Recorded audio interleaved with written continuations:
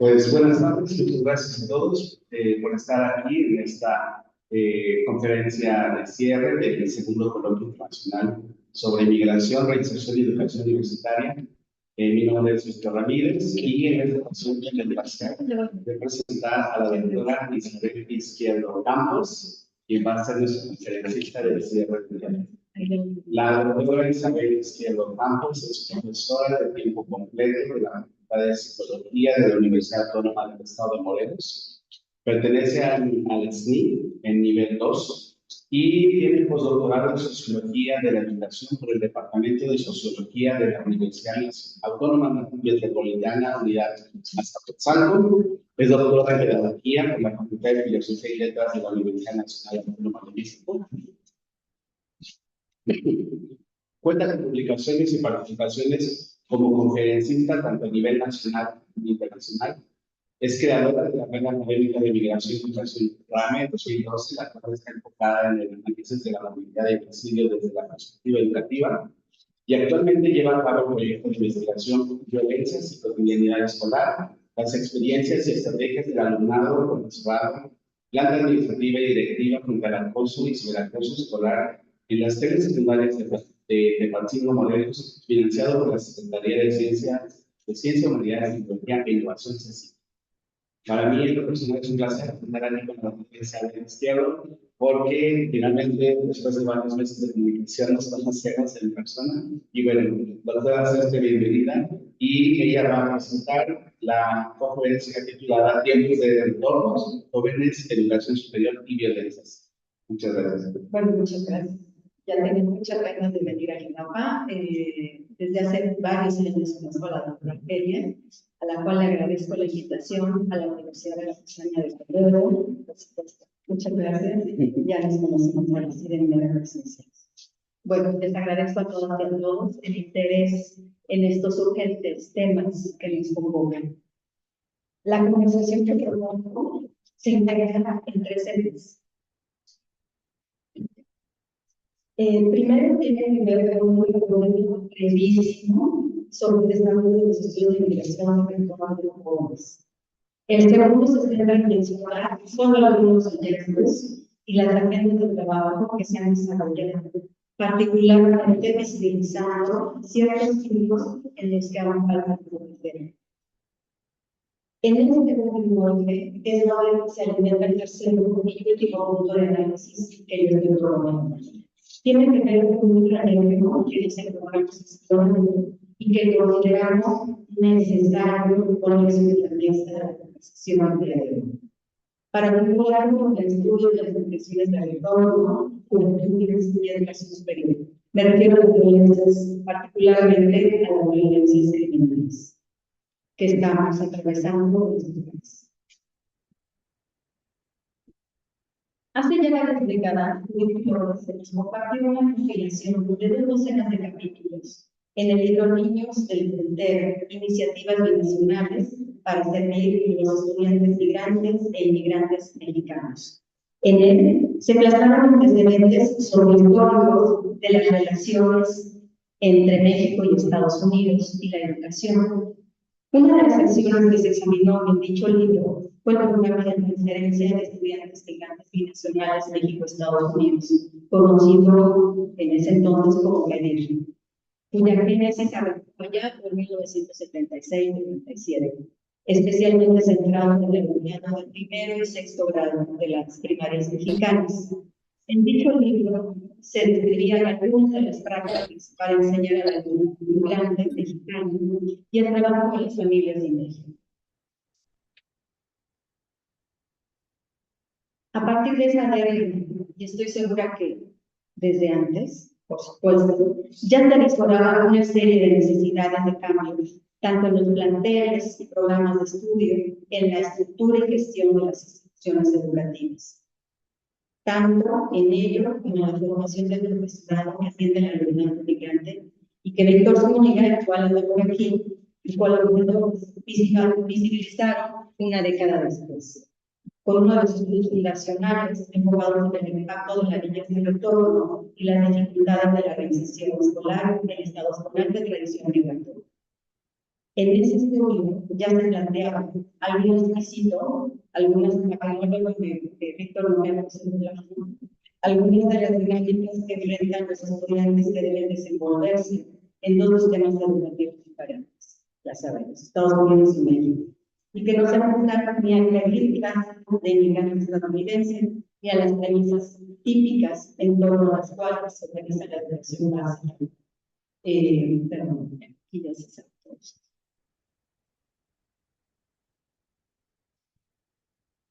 Creo que está muy bien.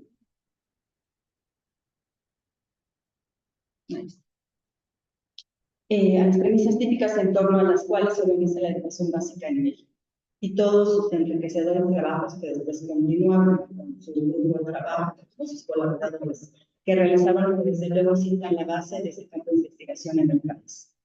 Desde entonces, como dicen el pueblo, se han desarrollado múltiples estudios, pero quizá el momento decisivo a la expansión de estas investigaciones aconteció, como ya todos sabemos, a partir del 2008, con el endurecimiento de las políticas migratorias en Estados Unidos a una nueva crisis económica mundial.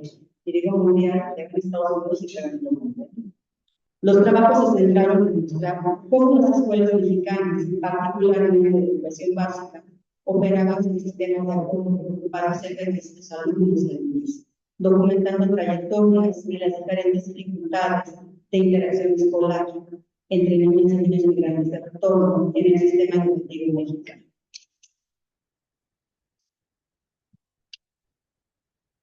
En ese tenor, ubicamos desde luego también otros estudios fundacionales de Leoncidia Marquet, especialista en la temática, que desde la década del 2000 trabajó en diagnósticos para la atención de la infancia indígena migrante y unos años después abordó el estudio de la migración de los niños migrantes de retorno.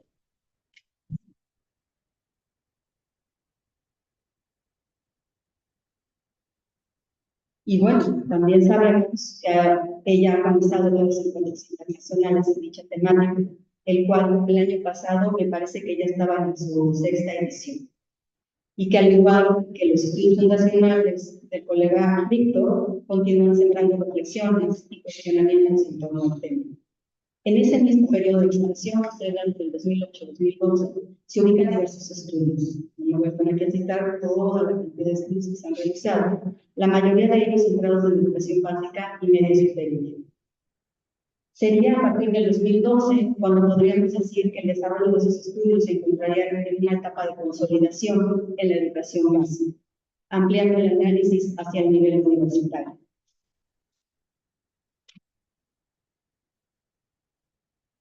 Retomando un estudio que realizó la doctora Angélica Ramírez recientemente en el campo de la educación superior particularmente, se puede decir que las temáticas de dichas investigaciones hasta el momento han abordado particularmente 4 líneas de análisis.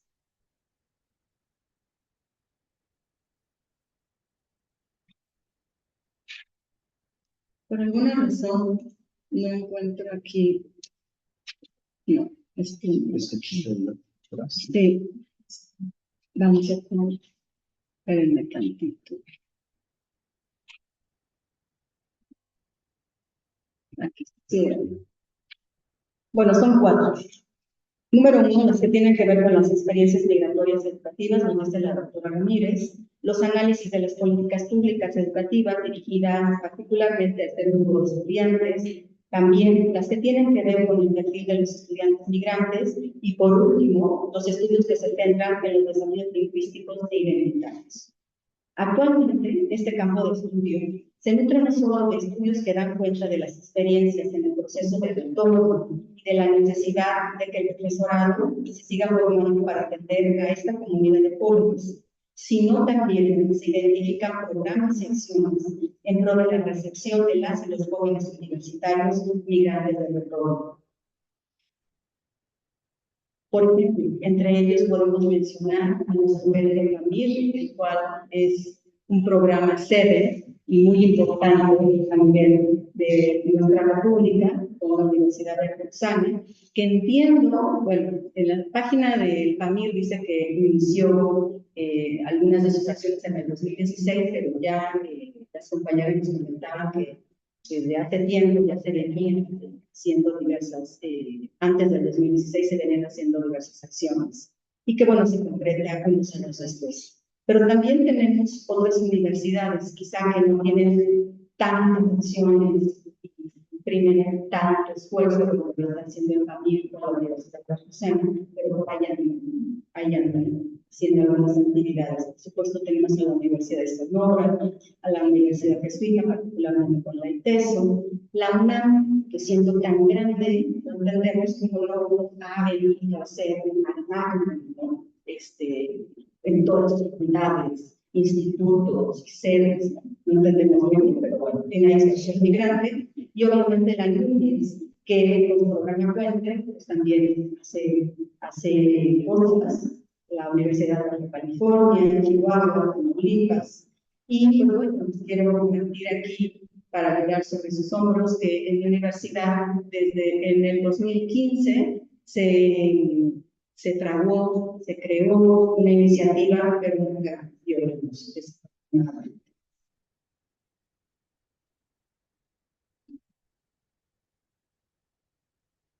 Algunos de los hallazgos que se han identificado sobre el estudio de las y los jóvenes migrantes de retorno y su acceso a la educación superior en México ha cobrado gran relevancia académica en las últimas décadas. En la literatura especializada vemos coincidencia de que el paso de estos jóvenes por las universidades mexicanas todavía está marcado por una paradoja que ya varias colegas lo han descrito. Por un lado, posee un gran capital lingüístico y cultural, pero se toman también con un sistema profundamente burocrático y monolítico, como ya se ha identificado. En ese sentido, podemos decir que la diversidad de literatura al respecto nos muestra evidencia para reconocer que las investigaciones sobre el pueblo migrante de retorno y su inserción en la educación superior en México se ha consolidado sustancialmente en los últimos años y ha transitado desde un enfoque estrictamente burocrático, no sé si realmente transitado, particularmente en algunas universidades, creo que tendrían mi reserva, hacia análisis más complejos, por ejemplo, sobre la identidad nacional, las competencias plurilingües, la resiliencia académica y la salud mental de los jóvenes migrantes. Algunos de los principales resultados en esta variante de investigaciones tienen que ver con las barreras administrativas y estructurales y de los grandes desafíos de su inserción. Con el uso cultural y el sistema monolítico que trae aparejado paradigmas lingüísticas, muchas veces presentando una ausencia de grupos intercultural en las CIES, como ya varias sectoras también, colegas nuestras, lo han evidenciado. También se ubica como hallazgo la identificación de las identidades híbridas y los procesos de adaptación emocional en los nuevos contextos educativos y culturales, así como las tensiones identitarias y el sentido de pertenencia y capacidad de agencia. Otro grupo muy nutrido de académicas que también están trabajando sobre esto.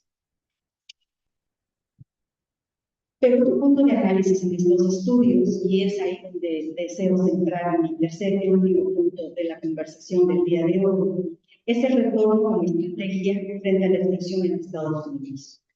Esta línea de análisis nos convoca a pensar el retorno de las y los jóvenes como una continuidad de la exclusión, pues al llegar a México no siempre las CIES están preparadas para su recibimiento y estancia.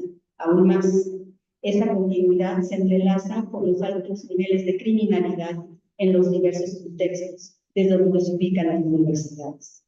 Espacios educativos en donde se inserta el estudiantado de retorno y no la retorno. Su llegada a la estancia en el país la atraviesa la violencia criminal, la exclusión social y la falta de políticas públicas eficientes que permitan su ingreso, permanencia y titulación en nuestras CIES mexicanas públicas. En conjunto, podemos advertir que lo que acontece no es solo una cuestión de entorno, que no es menor. Combina desigualdad, violencia criminal, debilidad institucional y falta de oportunidades hacia los jóvenes. Diversos estudios coinciden en que la prevención del reclutamiento criminal requiere políticas de educación, por supuesto, de salud mental e integración comunitaria más sólidas, financiamiento, recursos, Acciones como estas, como las que estamos llevando en este momento a través también en la Universidad de Veracruz. Cuando se ven visibles los contextos de violencia criminal en los cuales se ubican las instituciones de educación superior en México y en los espacios en donde habita el estudiantado universitario en general y el estudiantado migrante de retorno en particular, podemos visibilizar las experiencias y disyuntivas que vive el estudiantado de retorno.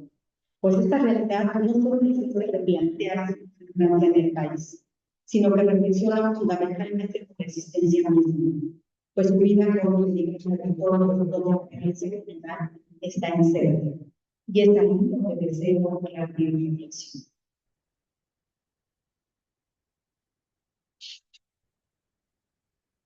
En ese sentido, propongo una área de exploración que además de todo lo que se involucra, que es muy rico, es necesario, es importante y es urgente, también integra el siguiente cuestionamiento: ¿cómo vive y habita el estudiantado universitario migrante de retorno los territorios con expresiones de violencia criminal en México? Para ello, es necesario definir qué estamos entendiendo por territorio. El territorio es una noción enmarcada en lo social y político, que también nos permite pensar en la manera en que las personas experimentan, viven, resignifican, sienten y padecen de sus espacios. Los miedos, decisiones y modos de habitar que cada lugar les impone, en este caso a las y los jóvenes de retorno, pero también cómo ellas y ellos responden y accionan ante ello. Los elementos anteriores nos permiten pensar en el sentido cotidiano y contextual de las experiencias y cómo estas reflejan formas de vivir y narrar los espacios tocados por la violencia en el contexto desde donde se ubican las CIES mexicanas. Entonces, se propone pensar estas violencias no solo como continuidad geográfica y territorial, sino como un entramado más complejo, como un territorio rizomático. La noción de rizoma nos permite imaginar el espacio de la violencia no como líneas fijas o jerarquizadas, sino con conexiones múltiples, capilares, ramificadas, como las evolutivas, cambiantes. Este enfoque ayuda a comprender cómo las violencias se enlazan, se expanden, se infiltran y se reconfiguran, afectando la vida de las y los jóvenes universitarios migrantes de retorno en formas simultáneas, impredecibles y profundamente determinadas. La propuesta de territorio rizomático, entonces, supone que las violencias experimentadas por el estudiantado universitario no se distribuyen como un mapa de puntos fijos y anclados para siempre, como dije antes, sino como una serie de enlaces nuevos que se activan, se intensifican o se desplazan según conjunturas, actores, edades, género, experiencias y condiciones de movilidad, contextos de salida, contextos de llegada, de estancia y retorno migratorio. Desde esta reflexión, nos preguntamos por la relación entre la migración de retorno y las experiencias de expulsión y de violencia criminal que sufre el estudiantado migrante de retorno en su vida cotidiana y que se prolonga en los espacios universitarios en los que llega, cuestionando si este es el tiempo de los retornos, tal y como aparece en el título de mi conferencia. La respuesta es que sí, sí es tiempo de retornos. Pero proponemos reflexionar esos tiempos de retorno más allá de las continuidades de las violencias, centrándonos en la expansión de las redes, su infiltración, la manera en que reconfiguran estas vidas, los territorios y trayectos, visibilizando las estrategias que las y los jóvenes ponen en marcha para enfrentarlo. Después de todo, la migración no solo es el tránsito entre dos estados, como ya lo sabemos, sino el desplazamiento entre territorios marcados por dispositivos de exclusión, control, desigualdad, de sistemas monolíticos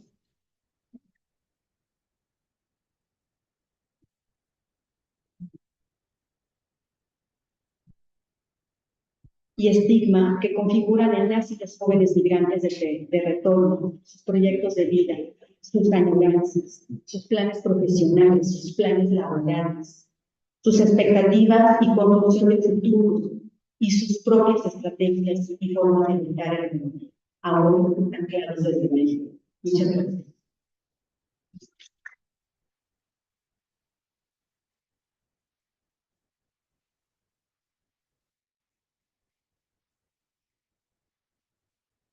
Muchas gracias por toda Isabel Izquierdo por esta magnífica presentación que nos da un recuerdo de todo lo que se ha hecho en la investigación como estudiante de forma migrantes de la Unión. No sé si tengan preguntas, dudas, comentarios. A ver. Bueno, antes ya, bueno, muchas gracias por tu diferencia, por parte de mostrando. Sí, hay que un poco dividido, ¿no? Quizás pensar en los escenarios, pero a partir de la experiencia ¿cuáles son esas perspectivas de usted o algunos escenarios que consideran fueran ¿qué tipo de sensora va a conseguir a partir de los retos que están generando, procesiones logísticas sobre todo, y qué podríamos entonces en el sentido de aprendiendo? Perdón, la última, ¿y qué? ¿Qué podemos las instituciones educativas están sucediendo? Ustedes están viendo Sí.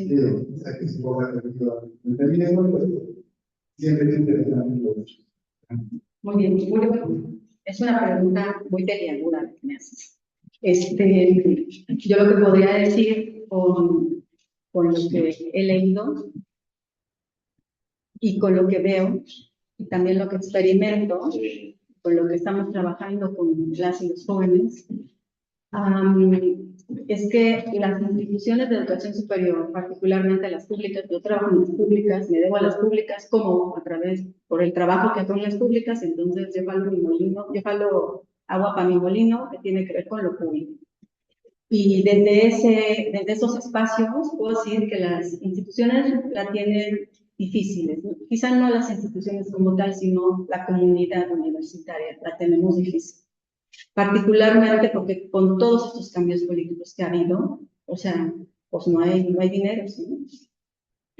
No había antes y ahora lo hay menos. Basta ver cómo la CECITI ha estado reduciendo presupuestos, plazas, estamos platicando con los colegas, pues no hay, ¿no? Pero sí estamos produciendo, están ahí los jóvenes en el doctorado y tal, pues yo no sé en dónde se van a sentar, en fin, ¿no? Con respecto a la temática, ¿no?, que abordamos, que nos convoca, que nos ha convocado en estos días, me parece que si no tenemos recursos, la infraestructura me parece que es escasa, etcétera, etcétera. Pero yo rescataría las capacidades que tenemos de estar en acción, a pesar de todo ello. Y creo que el PAMIR es uno de las actividades que nos demuestra que se están haciendo cosas, ¿no?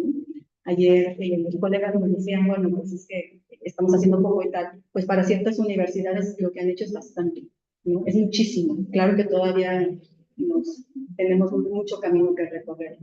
Pero creo que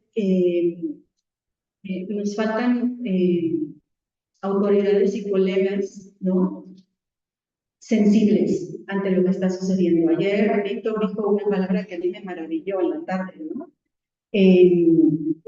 Si no nos indignamos, o sea, tenemos que indignarnos. Con presupuesto o sin presupuesto, tenemos que indignarnos, pero lo más importante es que esa indignación venga aparejada de actividades, de acciones, ¿no?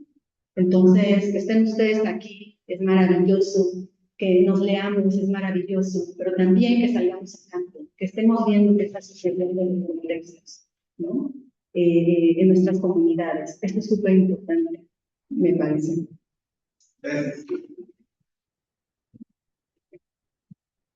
Gracias, Álvaro. Doctora, precisamente hablamos de gestión de la economía, ¿no? De limpiar, ¿no? Todos los procesos han cambiado, pero no también nuestra gestión económica para la gestión de la iglesia. Personalmente me dedico a, no sé, profesor de lenguas a gusto, por ejemplo, Entonces, pues no veo que se justifica como un agradecimiento o un documento educativo, pero me parece que hay muchos otros asociados que van desde traducir un documento hasta hacer toda la mudanza. Y no se quiere ni perspectiva, pero creo que poco se habla de sacando de cuenta a un migrante que se tiene Estados Unidos en México. Por otro lado, también no sé si estamos tratando de saber cómo ha sido el flujo de migrantes de Estados Unidos a partir de la toma de presidencia de Donald Trump por la ocasión sí que tenemos información de cómo ha aumentado el grupo de personas que deciden venir a Estados Unidos a nuestro país. Gracias. Con la cuestión económica, a mí me parece que no sé, no lo sé si se ha tomado, si se han desarrollado estudios o no con respecto a eso. Lo que yo creo es que ciertamente hay una inversión, ¿no? Que no solamente es económica al respecto, pero ciertamente implica esfuerzos de familia, ¿no? Entonces, desconozco cuánto te les esté cobrando a los estudiantes para hacer este tipo de traducciones. Se insertan en la mayoría de los casos universidades públicas, particularmente como una estrategia, decía Víctor, ¿no? Como sabemos en nuestras universidades públicas, en comparación, decía la colega, que se me olvidó tu nombre, decías, no, ayer hacía un comparativo de cuánto está costando, ¿no? 3 millones, 7 millones realizar un posgrado en universidades de Estados Unidos en comparación de cuánto te cuesta aquí, dado que además tienen beca y tal, ¿no? Para el posgrado, para la licenciatura, bueno, también estas universidades públicas tienen esa posibilidad, ¿no? Entonces, si no sabría decirte cuál es el monto que estén gastando las y los jóvenes migrantes, dice Víctor, de llegada y de retorno, neto, cuánto es lo que estén gastando. Seguramente es una inversión y es una inversión importante, pero en comparación con todo lo que les implica el estudio en Estados Unidos, me parece que es abismal.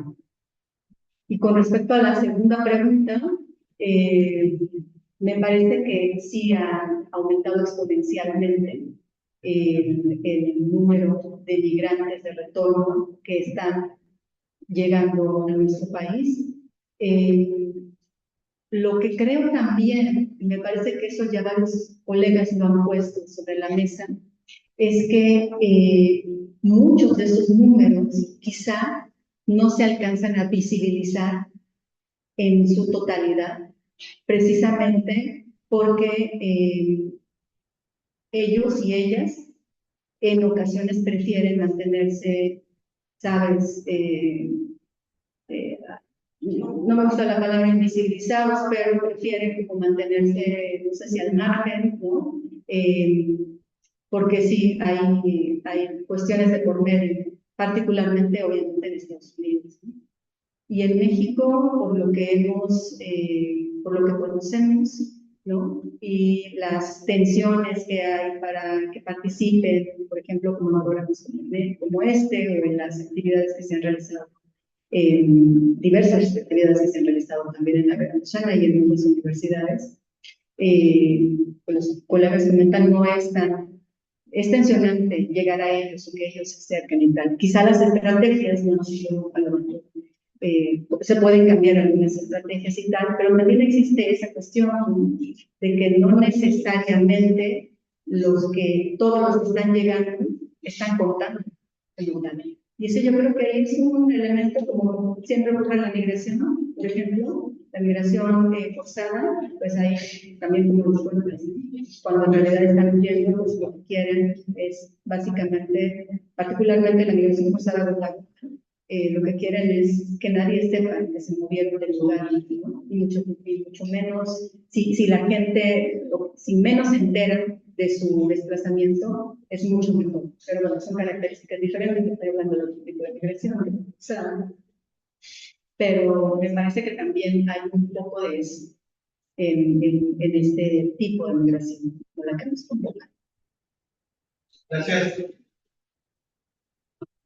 Bueno, no sé si alguien más tiene alguna pregunta o algún comentario. Sí, adelante, por favor. Buenas tardes.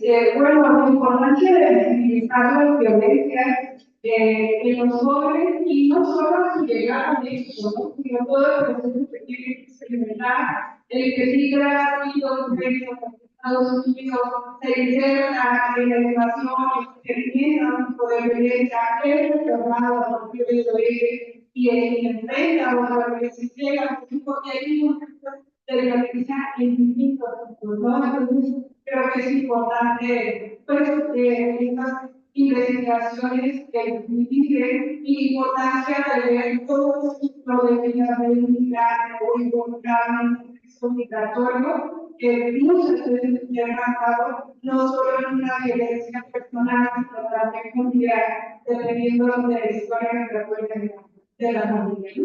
Entonces, muchas gracias.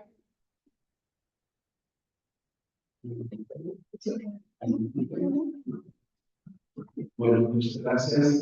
Yo nada más, de hecho, quería hacer un comentario similar a que hizo esta participante de que hablemos de contextos de violencia, pero en sí el retorno forzado, ¿no?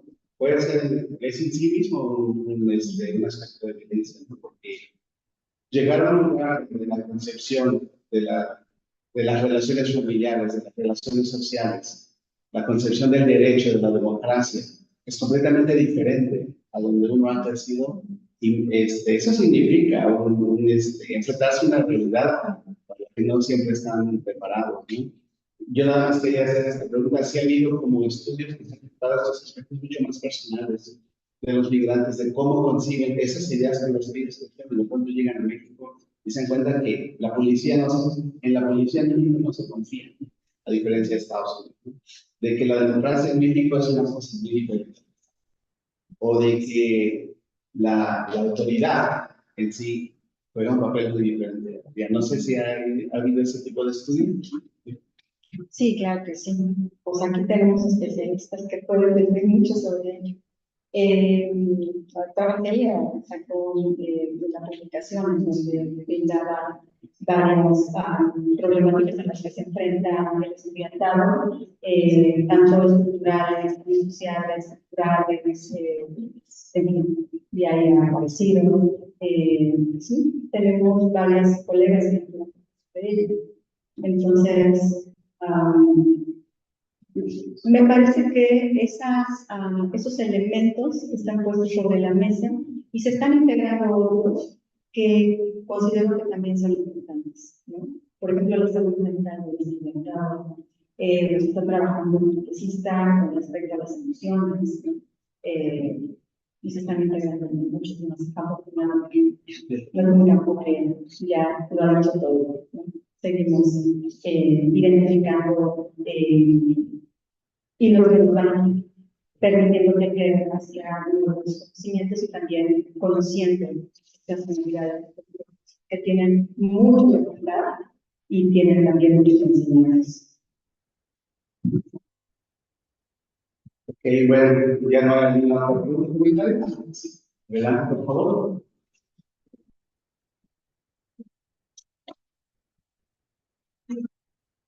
Hola, yo tengo una pregunta. Nosotros como estudiantes ya de licenciatura, maestría o doctorado, ¿cómo acercarse a esta población sin vulnerarlos ni tampoco exponerlos? Entendemos que es muy importante visibilizarlos, pero si no se siguen ciertas estrategias, ¿cómo no caer en eso de no vulnerarlos ni exponerlos? Justo y en esta etapa que estamos como estudiantes, que nos están interesando estos temas, ¿cómo acercarnos a la población? Me parece que uno de los puntos es verlos como mexicanos, o sea, siempre, ¿no? con todas las potencialidades que tienen que brindar en nuestros espacios, en este caso en nuestros espacios universitarios, ¿no? Me parece que en el momento en el que se hace como esta distinción, podríamos entrar también en esta vulnerabilidad. Y yo creo, bueno, eso es lo que yo pienso, que es, ahí están los chavos y las chavas, ¿no? Ahí están como tú misma, ¿no? Quieren estudiar, quieren hacer cosas. Entonces, vamos viendo, o sea, tú tienes potencialidades, pues también traen, ¿no? Traen habilidades, capacidades, pues vamos a explorarlas. Y vamos a aprender también de ellas y de ellos, igual que seguramente ellas sí nos van a aprender de mí también. Entonces, yo creo que vamos viendo los menos raritos, ¿no? Porque de raros todos tenemos, todos. Y vamos comunicándonos, tratando de construir en la comunidad universitaria. Y en eso, bueno, todos y todos tenemos mucho que dar, pero particularmente ellos, a mí me parece fabuloso que los podamos trabajar con los estudiantes de llegar y ver.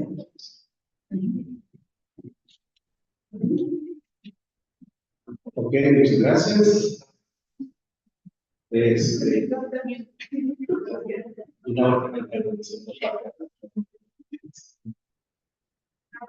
Muchas gracias por la sobre todo esa recuperación, porque a veces desconocemos, ¿no? Todos los trabajos que se han hecho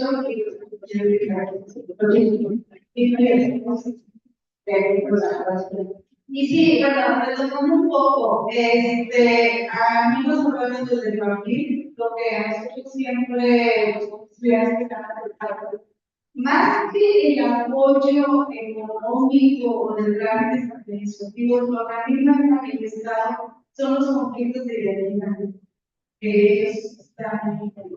Es sobre todo salud mental, cuestión emocional, eso es lo que más porque nos transmite, ¿no?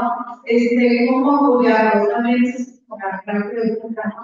Cómo apoyarlos, como bien lo que ¿no? Sabemos que son temas muy complicados, ¿no? Y bueno, la cuestión de violencia, como te diga, no importa la reflexión que hizo, ¿no? Hay que moderarlo. Sí, esta violencia, ¿no? Cuando es forzada y ellos, al menos el registro que nosotros tenemos, hay una gran cantidad que viene por los que por eso es que la pero evidentemente estamos concentrados que no podemos, que tenemos que cuidar, ¿no? Obviamente también cuidar completamente de la libertad de los estudiantes, ¿no? Y la estamos comprometidos, tenemos una declaración de privacidad, entonces no podemos compartirlo tanto.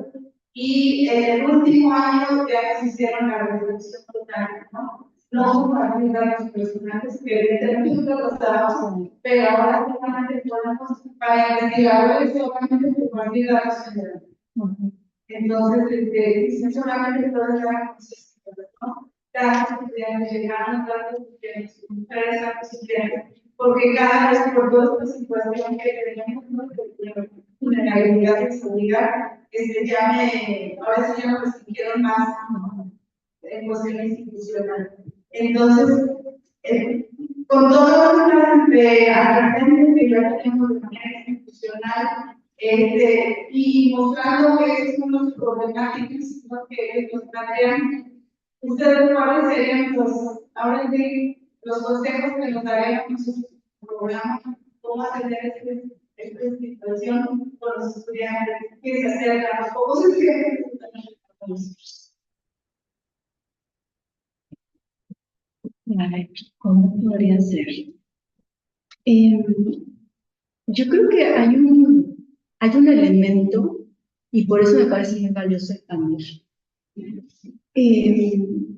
que se tejen lazos de confianza, ¿no? Que las y los jóvenes sientan que llegan, que esta es su casa, ¿no? Como cuando todos y todos, o sea, nos desparramamos en un sillón y decimos, mira qué rico se siente, como yo ahorita que me siento feliz, ¿no? Entonces, creo que seguir fortaleciendo esos lazos de confianza, de que han llegado a su casa, que sí les interesa, y bueno, está la institución como universidad y tal, pero yo creo que, por supuesto, que las instituciones la encarnamos las personas, ¿no? Y me parece que esa calidez, eh, que se explote, ¿no? Que se explote la calidez, que se explote la confianza, que se explote la solidaridad, que el estudiante, que las y los jóvenes vean, aquí, carajo, sí, sí les importo, ¿no? Me preguntan cómo estoy, o sea, tan sencillo como es, ¿sí? ¿Comiste el día de hoy? Entonces, me parece que los elementos que ya están puestos a través del camino se expandan, se consoliden y que se tejan, que se consoliden esos lazos confianza eh, que ya existen. No sé, bueno, están haciendo ya actividades, ¿no? Lo que hizo Luz, por ejemplo, que me pareció maravilloso. O sea, más de ese tipo de actividades, porque ahí se toca la fibra humana, ¿no? Y me parece en esas actividades que las universidades deberían de explotar, bueno, también ya lo está haciendo, me parece fantástico, más actividades de eso, más actividades artísticas, ¿no? Donde vengan y exploren a través del arte, ¿no? Sus emociones, sus sentires, ¿no? Sus frustraciones. Ayer nos lo decía Dariana, o sea, me pareció magnífica su participación. Ese tipo de actividades me parece que son las claves para agarrarlos, para que vengan y se sientan como en casa. Y creo que lo están haciendo. Habría que ser más.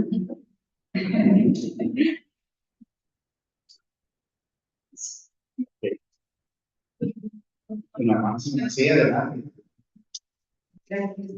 Por aprovechar la que me mencionan. Quería decir que justamente he escuchado mucho de esta apatía o el no querer ser visto y demás. Sin embargo, en el taller sí hubo quien quiso ser visto, quiso ser escuchado y quiso hacer comunidad y quiso incluso una continuidad. Hubiera querido una continuidad. Entonces sí existen personas que sí quieren esto, contacto. Ahora quien no, pero hay que buscar a quienes sí. Y con eso sí hacer algo, ¿no? Creo que el arte es la herramienta perfecta, porque no solamente hay cultura, podemos trabajar con escultura, con música, teatro, hay tantas oportunidades. Y algo que también hablaba de asesorar de tesis, que es necesario también vincularnos con la comunidad a la comunidad tenemos. Si ya tenemos un espacio de teatro, de música, ¿por qué no hacer esa integración a través de por ejemplo? La continuación con los talleres, es cierto, los estudiantes van a venir por algo, hay que darles cuando hay que aportar algo. Por ejemplo, aprovechar cuando existe el beneficio de las tablets, ¿no? Aunque entonces a partir de eso, ese contacto y esa generar la confianza de esos espacios que usted mencionan. Otra cosa que también, después que esta presentación fue motivante, la verdad que me gustó mucho, porque también habla de esta manifestación del arte para la visibilización de justo las violencias, ¿no? Que existe ya el realismo, por ejemplo, y es un trabajo que se ha hecho realmente en investigación para ver cómo se refleja, cómo se genera una comunidad a partir de la organización de estos espacios públicos que permiten no solamente ser comunidades, sino visualizar. Y creo que eso es lo más importante, visualizar, porque no solamente es yo, sino somos todos, todas, todos. Entonces creo que el arte tiene grandes respuestas, creo que tiene grandes aportaciones, es necesario observarlo desde la transdisciplina. Creo que también eso es necesario ya aplicarlo en las maestrías, en los doctorados, hablar de transdisciplinaridad, porque es justamente la forma en la que otras disciplinas van a experimentar y van a ir aportando todas. Nos convertimos en una escuela para poder resolver.